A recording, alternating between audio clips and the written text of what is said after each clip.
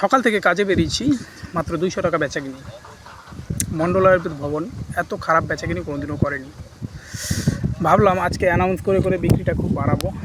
Announce করতে গিয়ে দেখছি এই মাইক্রোফোনটার আওয়াজটা আর আমার গলার আওয়াজ দুটো একসঙ্গে ম্যাচ করছে না, যার জন্য অ্যানাউন্স বন্ধ। তো চলুন ইউটিউবে আজকে আপনাদের জীবনের গল্পটা, জীবনের দুঃখের স্টোরি সবগুলো বলে রাখি, যেখানে দুঃখ বলতে আপনারাই খুঁজে নেবেন, আমি তো সুখী পেয়েছি। শুরুটা প্রাইমারি স্কুলে, ছোট্টবেলায় ক্লাস 3, তখনই প্রেমের নেশা চড়েছে মাথায়। তো যেই মেয়েকেই দেখতাম, আমাদের স্কুলে 3টা মেয়ে ছিল আমাদের ক্লাসমেটে। তো এই 3টা মেয়েকে নিয়ে প্রচুর টানাটানি হতো। কচু পাতায় কত নাম লিখে রাখতো ঘরের পিছনে। এই কচু পাতায় নাম লেখা নিয়েও আমাদের ছোট্টবেলায় ছোট্ট বন্ধুদের মধ্যে মারপিট হয়েছে। তো যাক, সেইখান থেকে হাই স্কুলে যখন আসবো, হাই স্কুলে ভর্তির 15-16 দিনের মাথায় একদিন হাই স্কুলে আসলাম। তো এসেও প্রথম দিন যে হয়েছিল, মানে নাক দিয়ে পেটা তখনও পড়তো। যখন হাই স্কুলে আমি যাই বুঝতাম না। তো আমার দিদি ছিল, আমার দিদি তখন প্রেস্টিজ স্কুলে ক্লাস 8-এ পড়তো। তোর ভাই হিসেবে আমাকে অনেকেই খুব ভালোবাসতো, কিন্তু দুঃখের বিষয় ভাই হিসেবে ভালোবাসলে কেউ, আমার যে শরীরের অবস্থা, আমি যেভাবে চলাফেরা করতাম, যেভাবে ছেঁড়া প্যান্ট ছেঁড়া শার্ট পরে স্কুলে চলে আসতাম, এটা তাদের কারোরই পছন্দ ছিল না, যার জন্য ভাই বলতে অনেকেরই লাগতো। তো ক্লাস 7-এ ড্রপ করলাম, ফেল করলাম। ক্লাস 7-এ ফেল করার পর মাধ্যমিক এলো। মাধ্যমিকে এত সুন্দর পরীক্ষা দিয়েছি বলার মতো না, যে আমার নিজের কনফিডেন্স নেই আমি পাস করব কি না। এবার হেডমাস্টার মশাই ছিল আমাদের জয়ন্তনন্দ মহাশয়। তো ওনার নাম্বারটা কোনোভাবে জোগাড় করলাম। নাম্বার জোগাড় করার পর ওনাকে বারবার করে ফোনে কি বলবো, এইটা খাতার পেজে লিখলাম, 10 থেকে 15 বার খাতার পেজে লিখলাম যে আমি ওই ভৌতোষ মণ্ডলের দাদা বলছি, এই ছাত্রটাকে পাস করিয়ে দিন। এবছর পাস করালে ও এরপর ভালোভাবে পড়বে, আমাদের কথা দিয়েছে, আর পাস না করলে ছাত্রটা সুইসাইড করবে, হ্যান তেন। এই ধরনের মাস্টারমশাইকে ব্ল্যাকমেল কী করে করা যায় একটা ছাত্রকে পাস করিয়ে দেওয়ার জন্য, এরকম।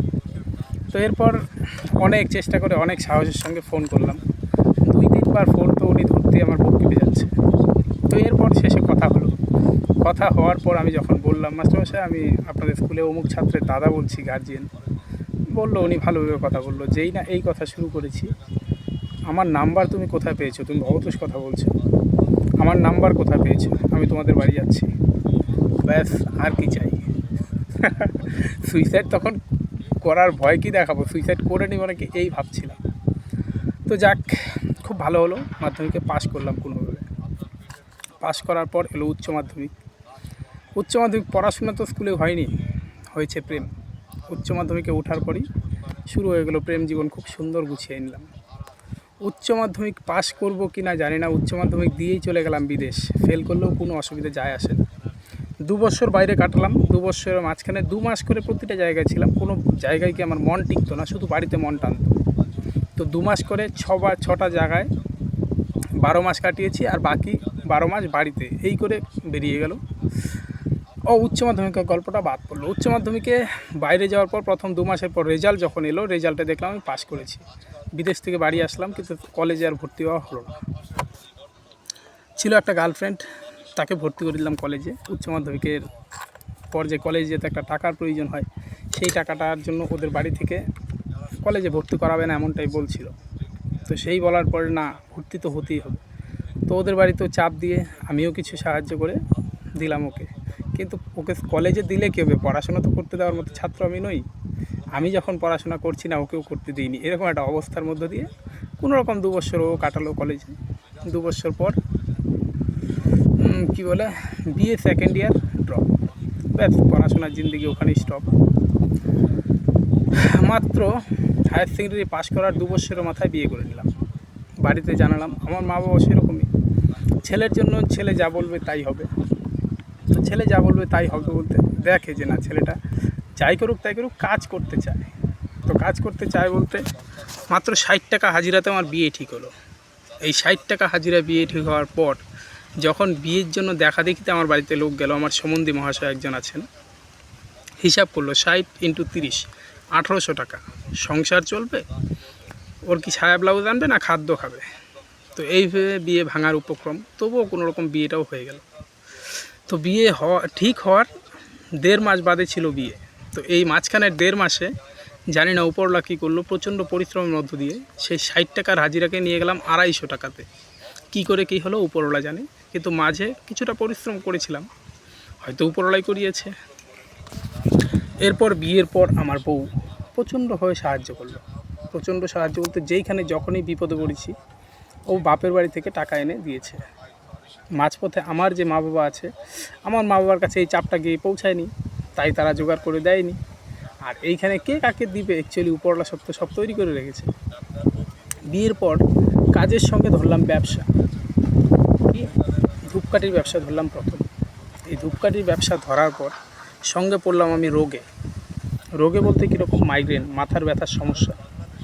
অনেকগুলো ডাক্তার চেঞ্জ করা হলো, মাইগ্রেন কোনোভাবেই ভালো হয় না। তো এই মাইগ্রেনের গল্পটা নিয়ে আমি পরে আপনাদের সঙ্গে আলোচনা করছি। সেরেছে একটা আয়ুর্বেদিক ওষুধ দিয়ে। আয়ুর্বেদিক যে ডাক্তার ছিল আমাকে খাওয়ার কিছু বাদ দিয়েছিল, সঙ্গে কিছু আয়ুর্বেদিক ওষুধপত্র দিয়েছিল, যা অ্যালোপ্যাথি অনেক বড় বড় ডাক্তারের থেকেও অনেক বেশি কাজ করেছিল, আর আমি অ্যাকচুয়ালি সেরে উঠেছিলাম। তো এই গল্পটা নিয়ে আমি পরে ভিডিও বানাচ্ছি, শর্টে জীবনে চলে আসছি। তো এই ব্যবসায় আসার পর কলকাতা থেকে একটা লোক বাজারে আসার পর আমার এখান থেকে একটা বাম তোলার পর এই যে এই ধূপকাঠিতে কী লাভ হয়, তার থেকে তো এই বামে বেশি লাভ হয়। হ্যাঁ হয়। তো তুমি আসো আমার কাছে ওষুধপত্র সম্বন্ধে দেখো। তো এই লোকের হাত ধরে ওষুধপত্রের ব্যবসায় আসা, এর মাঝখানে অনেক কাহিনী গেছে। তো ওষুধপত্রের ব্যবসায় আসার পর ব্যবসা করি ছাড়ি, সঙ্গে জুট মিলের একটা পার্মানেন্ট কাজ ছিল, 200 টাকা হাজিরা। তো যখন এই ব্যবসার দিকে দেখলাম যে একটু গ্রো হয়, তো এইখানে দাঁড়িয়ে আমি জুট মিলটাকে ছেড়ে দিলাম। জুট মিল ছাড়লাম বলতে আমাকে ছাড়িয়ে দিল, কেননা তখন আমার একটু অহংকার এসেছে, টাকা পয়সা আছে হাতে। তো টাকা পয়সা আছে বলতে জুট মিলে একটা পার্মানেন্ট স্যালারি, আর ব্যবসার হচ্ছে আনকন্ডিশনের স্যালারি। তো এইখানে যখন জুট মিলটা ছাড়লাম, একটা প্রচণ্ড চাপে আসলাম। এরপর আমি জুট মিলে নিজেও গেলাম, বেশ কয়েকবার গিয়ে ওদের হাতে পায়ে ধরার চেষ্টা করলাম, কিন্তু তারা আর রাখলো না। তো না রাখাতে কোনো দিকে কোনো রাস্তা না পেয়ে ব্যবসাটাকেই ধরলাম। তো ব্যবসাটাকে যখন ভালো করে ধরলাম, সত্যি জীবন পরিবর্তন করার সবচেয়ে প্রথম রাস্তা, যখন তোমার পিছনে যাওয়ার রাস্তা কোনো থাকবে না, তোমার সামনে এগোতেই হবে এমন কন্ডিশন আসে, তখন উপরওয়ালা, তুমি যদি ধৈর্য ধরো, তখন তো উপরওয়ালা কোন দিক থেকে তোমাকে অবশ্যই সাহায্য করে। এই ব্যবসাতে জীবন চেঞ্জ হলো। চেঞ্জ বলতে এখানেও হাজারো গল্প আছে, ড্রপ আউটের গল্প, যেগুলো পরে পার্ট করে আপনাদের দিচ্ছি। সনটা 2016 যখন ওষুধের ব্যবসা নিয়ে বের হলাম, সাইকেলে সারাদিন ব্যবসা করি, সঙ্গে সন্ধ্যায় বাজারে একটু বসি। তো এখানে অনেক ধরনের অনেক লোকজন আছে, যারা এসে বলে তুমি যে ওষুধের ব্যবসা করছো, সঙ্গে যারা অন্যান্য হকার আছে তাদের একটু বেশি সমস্যা। তো এইখানে একটা ভয়ও দেখালো লোকে, তুমি ওষুধের ব্যবসা করছো, তোমার কাগজপত্র কী আছে, এই সেই অনেক ভয়। তো সেখান থেকে 1 বছর ব্যবসাটাকে করে তারপর একটা লোকের সঙ্গে এমন দেখা হলো, একটা লোককে ওষুধ দিলাম, ওষুধটা দেওয়ার পর ওনার একটু সাইড এফেক্ট করলো। তো সাইড এফেক্ট করার পর ওষুধের ব্যবসাটা আমি ছাড়তে বাধ্য হলাম, কেননা উনি বাজারে এসে আমার উপরে এমন গরম দেখালো যে প্রচণ্ড ভয় চলে আসলো মনে। তো এরপর কী করে সারভাইভ করার কোনো রাস্তা না পেয়ে আবার সেই যে কলকাতার লোক, তার সঙ্গে দেখা হলো। সে বললো, যা তুই যখন এটা পারবি না, তুই বাসে হজমি বিক্রি কর। তো বাসে হজমি বিক্রি করতে উঠলাম ওনার কথায়। এই হজমি বিক্রি করতে ওঠার পর উনি আমাকে কিছু স্কিল শিখিয়ে দিল। তো এই স্কিলগুলো শেখানোর পর বাসে গেলাম। বাসে গিয়েও প্রথম যখন আমি লোককে বলছি, নিন দাদা আমি এটা হজমি এনেছি, খান, কেউ হাতে নিচ্ছে না। অচেনা লোক, তার কাছ থেকে কী হজমি নেবে। তো এইখানে আবার একটু ভাবনায় পড়ার পর এইবার নিজের ভিতরে অন্তরে একটু প্রবেশ করার চেষ্টা করলাম, কী করে আমি লোকের মনকে ছুঁতে পারবো। আগে তো মন ছুঁতে হবে, তারপর তো আমার কাছ থেকে হজমি নেবে। তো এই মন ছোঁয়ার গল্পে গিয়ে বাসে হজমি বিক্রি করার আগে 2 মিনিট একটা ভাষণ তৈরি করেছিলাম। এই 2 মিনিটের ভাষণটা আপনাদের সঙ্গে একবার বলে নিচ্ছি, তারপর আবার ভিডিওটা আগাচ্ছি। তো বাসে ওঠার পর এই চলন্ত বাসে যারা আছেন প্রত্যেকে শুভযাত্রা কামনা করে আমি ভবতোষ মণ্ডল আপনাদের সাথে আছি। তো আপনাদের যাত্রা তো এমনিতেই শুভ আছে, এই শুভ যাত্রাকে আরও মুখরোচক করে তোলার জন্য আপনাদের জন্য নিয়ে এসেছি ক্রিস্টাল জোয়ানের পাচন। আমি বলছি না আপনাদের এই পাচনটা কিনতে বা নিতে, জাস্ট এর 2টো দানা আপনাদের হাতে দেব। তার আগে এই পাচনের সম্বন্ধে আমি আপনাদের একটু বলে নিই। 19টা জড়িবুটিতে বানানো এই পাচন। জড়িবুটির মধ্যে আছে আমলকি, হর্তকি, বহেরা, কবাকচিনি, যষ্টিমধু, এই ধরনের 19টা জড়িবুটি, যার প্রতিটি দানা আপনার মাথার চুল থেকে পায়ের তলা পর্যন্ত প্রতিটা অঙ্গের জন্য কার্যকরী। এখানে কোনো ক্ষতিকারক জিনিস নেই, কোনো কেমিক্যাল নেই। আপনারা এই 2 দানা মুখে দিলেই আপনাদের মুখে চলে আসবে জল। অনেকের তো এর নাম শুনেই জিভে জল চলে আসছে। তো দাদা আসুন না, জাস্ট দুটো দানা একটু ট্রাই করুন, যদি ভালো লাগে একটা করে প্যাকেট কিনে নিয়ে যেতে পারেন। দাম খুব সামান্য, মাত্র 10 টাকা, তবুও আপনাকে কিনতে হবে এর কোনো মানে নেই। আপনি খান, আপনার যদি ভালো লাগে আজ দেখবেন, কাল দেখবেন, পরশু একটা নিয়ে যাবেন। আপনার এই একটি প্যাকেট কেনাতে আমার পরিবার চলবে, প্লাস এই ক্রিস্টাল যে বানাচ্ছে তার পরিবার খুব ভালো চলবে। তো আসুন শুরু করছি, আপনাদের দুদানা স্যাম্পল দিচ্ছি। এই স্যাম্পল খেয়ে ভালো লাগলে অবশ্যই 10টা টাকা খরচ করতে কেউ দ্বিধাবোধ করবেন না। তো শুধুমাত্র এই ভাষণটার মধ্য দিয়ে আমি জানি না বাসে যত হকার মানে মাল বিক্রি করতো আমার ওই সময় 2017 গল্প এটা। তো প্রতিটা হকারের থেকে আমি একটু স্পেশাল হয়ে গেলাম। অনেক হকারকে বাসে কন্ডাক্টররা উঠতে দেয় না, কিন্তু আমাকে যখনই দেখে রাস্তায় দাঁড়িয়ে আছি কন্ডাক্টররা ডেকে তুলে, আসো আসো এই বাসে বিক্রি করো। তো কন্ডাক্টর থেকে শুরু করে বাসের যাত্রী। আর তখন একটা জিনিস দেখেছি, মানে ভাবতাম যে বাসে হয়তো লোকজন যাতায়াত করে যার যখন যেখানে দরকার পড়ে। আর এরপর এই বাসে ব্যবসার সঙ্গে একটা জিনিস দেখলাম যে না, প্রতিটা লোকেরই একটা কন্ডিশন থাকে। যে মনে করুন আমাদের কুচবিহার থেকে যে বাস ছাড়ে শিলিগুড়ি পর্যন্ত যায়, একই বাসে একই যাত্রী বেশিরভাগই যাতায়াত করে, আর আমরা নতুন লোক কিন্তু খুব কমই উঠি। তো এই জিনিসটা দেখলাম, মানে একটা বাসের মধ্যে মোটামুটি 50% লোক তাদের আগেরই থাকে, যাদের মানে রোজগার যাতায়াত থাকে আর কি। তো ঠিক আছে, এই বিষয়টা ক্লিয়ার করতে পারলাম না, এরপরের ভিডিওতে ক্লিয়ার করব। তো সেখানে গিয়ে সেলসম্যানে আমার একটা ভালো ভালো রকমের জায়গা তৈরি হলো। আর এই জায়গাটা তৈরি হওয়ার পর সেলসম্যানের ব্যবসাটা করলাম আমি 6 মাস। করার পর একটা বন্ধুকে তুললাম, তার সঙ্গে আরও একটা বন্ধুকে তুললাম, যে দেখি ওদের কাছ থেকেও যদি 2 টাকা আমার আসে, প্লাস ওরাও যদি কাজটা করে, খুব ভালো ইনকাম হচ্ছিল আমার ব্যবসার থেকে বেশি। তো এখানে দাঁড়িয়ে যাদের তুললাম তাদের যে ভাষণের স্কিলে লোক ভয় পায়, মানে এমন একটা কন্ডিশন। তো সেখানে ওরা পারলো না, তো আমার ব্যবসাটা হয়ে গেল। হওয়ার পর 1 বছর পর আবার সেই যে কলকাতার দাদা একদিন আমার বাড়ি এলো, এসে বলছে কি ভাই কেমন চলছে? দাদা ভালো চলছে। তো ভালো চলছে বলতে কীরকম কী? বললাম এমন এমন। কয় এখন ওষুধের ব্যবসায়। আমি কই মানে? কয় মানে বুঝতে হবে না, তুই যে ভাষণটা দিচ্ছিস এই ভাষণের মাঝখানে লোকের জন্য ভালো চাইছিস, যার জন্য তোকে লোক দেখছে, তোর মাল নিচ্ছে। তো এখন যে ওষুধের ব্যবসা করবি, এই ব্যবসাতে গিয়ে লোকের জন্য দু একটা ভালো কথা চিন্তা ভাবনা কর, লোকের ভালো করার চেষ্টা কর, তবেই তোর ভালো হবে। তো এই কথার মধ্য দিয়ে সত্যি মানে মনে কিছু একটা বাঁধলো যে হ্যাঁ সত্যিই তো, বাকি হকারদের তো এই কন্ডিশন হয় না, তো আমার কেন এমন হয়? তার মানে আমার এইখানে লোকের জন্য ভালো ছিল, কিন্তু ওষুধের ব্যবসায় লোকের জন্য ভালো চাইতাম না, যার জন্যই আমি ওখানে টিকতে পারিনি। তো ব্যাক টু আয়ুর্বেদিক। এই আয়ুর্বেদিকে আবার 2018-তে শুরু করলাম। সেই যে শুরু করলাম, এখান থেকে শুধু উন্নতি আর উন্নতি। হকার তো অনেক আছে আমার মতো। আমি এই যে জাস্ট আয়ুর্বেদিকের এই বাইকটা আমার শুরু থেকেই ছিল। শুরু থেকে বলতে জুট মিলে ঢোকার পরে, বিয়ের পরে যখন মেয়ে হলো তখন নেওয়া। তো এই কন্ডিশনে বেঁধে 2018 থেকে সেই যে শুরু করছি, এখন 26। মাঝপথে অনেক হকার আছে, কিন্তু আমি লোকের রোগ বোঝার চেষ্টা করি, বোঝার পর খোঁজার চেষ্টা করি যে হ্যাঁ অ্যাকচুয়ালি কোন রোগটা কী দিয়ে সারবে বইয়ের মাঝে। সেই বোঝা খোঁজার মাঝখান থেকে লোকের ভালো করার চেষ্টা করি, আর যার জন্যই আমার সারা দিনে যাই হোক তাই হোক 3-4 হাজার টাকা করে ইনকাম আসে। তো এই ভালোর মধ্য দিয়ে মোটামুটি 3-4 বছর হয়ে গেল। এই আয়ুর্বেদিক দিয়ে লোকের রোগ সারে, আমি এটা মুখে বলি, কিন্তু লোকের রোগ সারাতে পারছি না। তো সারাতে না পারাতে 2023-এ ডক্টর সমীর কুমার ধারার একটা ভিডিও দেখলাম, যেখানে উনি কিছু গল্প করলো যে রোগ আমাদের বেশি কিছু না, এটা আমি জানতাম, কিন্তু রোগ ওষুধে সারে না, রোগ সারে মানুষের খাদ্যের মধ্য দিয়ে। এই গল্পটা শোনার পর থেকে 2023 থেকে আমি ডক্টর সমীর কুমার ধারাকে ফলো করছি, যে অ্যাকচুয়ালি কীভাবে রোগ সারে। তো মোবাইলে তো অনেকেরই ভাষণ হয়, শুধু ভালো হওয়ার ভাষণ, কিন্তু অ্যাকচুয়ালি বাস্তবে যখন যাচাই করা হয় তখন দেখা যায় মোবাইলে যা বলছে টোটালটাই বানানো।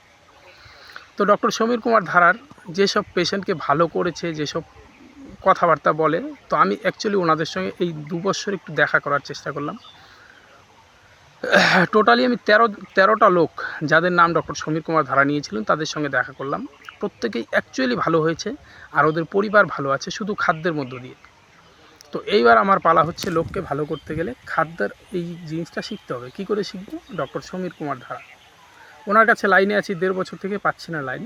1.5 বছরের মাথায় এই 2026 মানে 2025-এর ডিসেম্বর মাসে ওনার সঙ্গে রিসেন্টলি আমার দেখা হয়। দেখা হওয়ার পর ওনার সঙ্গে আমি যুক্ত হই। তো এখন সেইভাবেই আছে, ওষুধের ব্যবসাও ভালো চলছে, তার সঙ্গে লোককে ভালো করার জন্য Fiona academy and lamina research centre থেকে খাদ্যের উপর নিউট্রিশনের একটা কোর্স আমি করছি, যেখানে 4 মাসের কোর্স আমার করা হয়ে গেছে, বাকি কোর্সটা টোটাল 9 মাসে। তো এই 4 মাসের মাঝখান থেকে ডক্টর সমীর কুমার ধারার সঙ্গে বেশ কয়েকবার আমার কথা দেখা সাক্ষাৎ হলেও কথা সেভাবে হয়নি।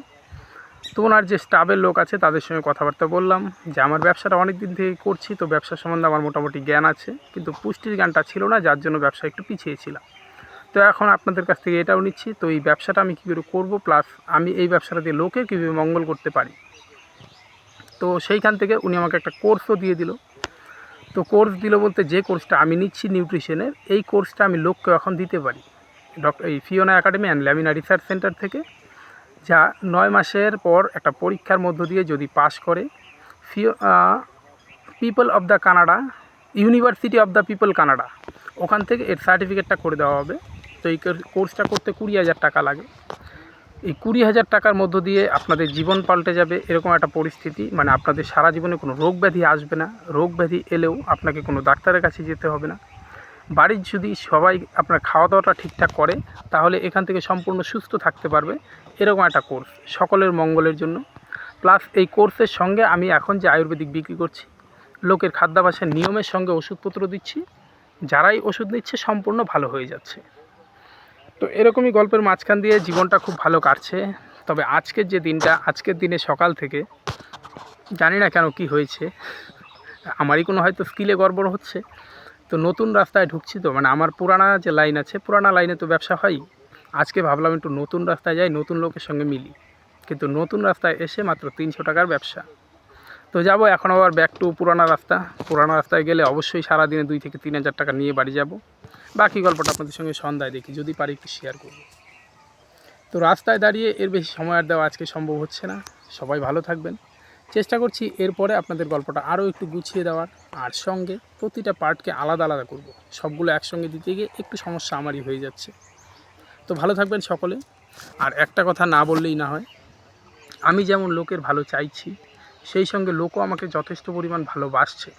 এই লোকের অসংখ্য ভালোবাসা, আপনাদের এই অসংখ্য ভালোবাসার তাগিদেই আজকে আমি নর্মাল লাইফ সঙ্গে ইউটিউবে 2-1টা চ্যানেল চালাচ্ছি। তো ইউটিউবেও আপনাদের শুরুতে তো আপনারা দেখতে পাচ্ছেন না, বুঝতে পারছেন না, তবে তারপরেও যেভাবে আমাকে ভালোবাসছেন, এই ভালোবাসা আমি কোথায় রাখবো। সকলে ভালো থাকবেন, উপরওয়ালার কাছে এই প্রার্থনা করি। ভালো থাকবেন সকলে।